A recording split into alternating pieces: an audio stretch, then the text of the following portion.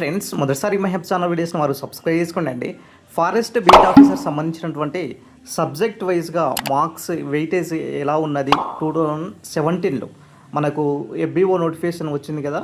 So దాంట్లో వచ్చేసరికి మరి ఏ ఏ సబ్జెక్టుల నుంచి ఎన్నెన్ని క్వశ్చన్స్ వచ్చాయో ఇక్కడ తెలుసుకుందామండి.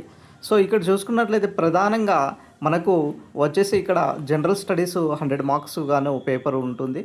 సో 90 మినిట్స్ మాత్రమే మీకు సమయం ఉంటుంది. తర్వాత వచ్చేసి గణితం మ్యాథ్స్ ఉంటుంది, 100 మార్క్స్కి 90 మినిట్స్ ఉంటుంది. తర్వాత వాకింగ్ టెస్ట్ ఉంటుంది. సో తర్వాత వచ్చేసి రాత పరీక్షలో అర్హత సాధించే వారికి శారీరక సామర్థ్య పరీక్షల్లో భాగంగా వాకింగ్ టెస్ట్ నిర్వహిస్తారు. వాకింగ్ టెస్ట్ కూడా కంప్లీట్ అయిన తర్వాత వాళ్ళకి జాబ్ రావడం జరుగుతుంది అనమాట.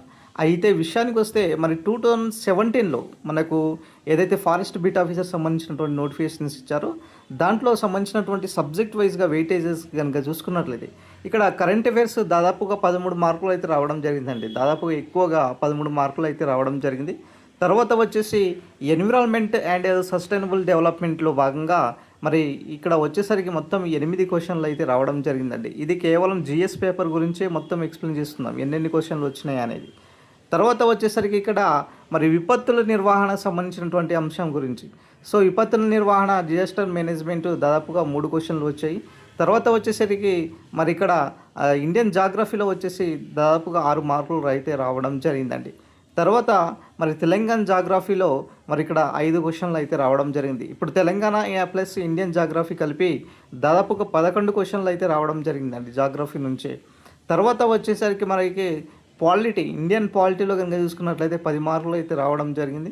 తర్వాత ఇండియన్ హిస్టరీలో కూడా అదే స్థాయిలో 8 మార్కులు అయితే రావడం జరిగింది అనమాట. ఇక్కడ వెయిటేజ్ చూడండి, పాలిటీ 10 మార్కులు, తర్వాత ఇండియన్ హిస్టరీ అండ్ ఇక్కడ వచ్చేసరికి ఇండియన్ జాగ్రఫీ కనుక చూసుకున్నట్లయితే ఇక్కడే దాదాపుగా 30 మార్కుల వరకు కవర్ అవుతున్నాయి.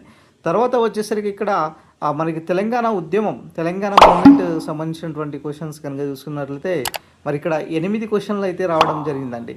సో 2017 ఎఫ్బిఓలో 8 క్వశ్చన్లు తెలంగాణ మూమెంట్ నుంచే వచ్చాయి.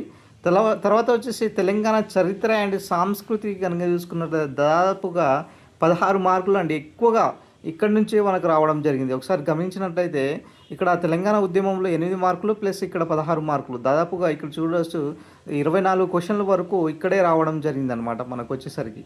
తర్వాత తెలంగాణ రాష్ట్ర ప్రభుత్వ పాలసీలు 5 మార్కులు అయితే రావడం జరిగింది. సో దాదాపుగా ఇక్కడే 30 మార్కుల వరకు కవర్ అయినాయి. అంటే తెలంగాణ గురించి చదివి 30 మార్కులు ప్లస్ కరెంట్ అఫైర్స్ తెచ్చుకున్న కూడా దాదాపుగా సగం మార్కులు అనమాట. సో 50 మార్క్స్ వరకు ఇక్కడే కవర్ అవుతుంది. తెలంగాణ ఎకానమీ 2 మార్కులు, తెలంగాణ సంబంధించినటువంటి అంశాలు ప్లస్ కరెంట్ అఫైర్స్ చదువుకుంటే దాదాపుగా 50 మార్కులు ఇక్కడే ఉన్నాయి.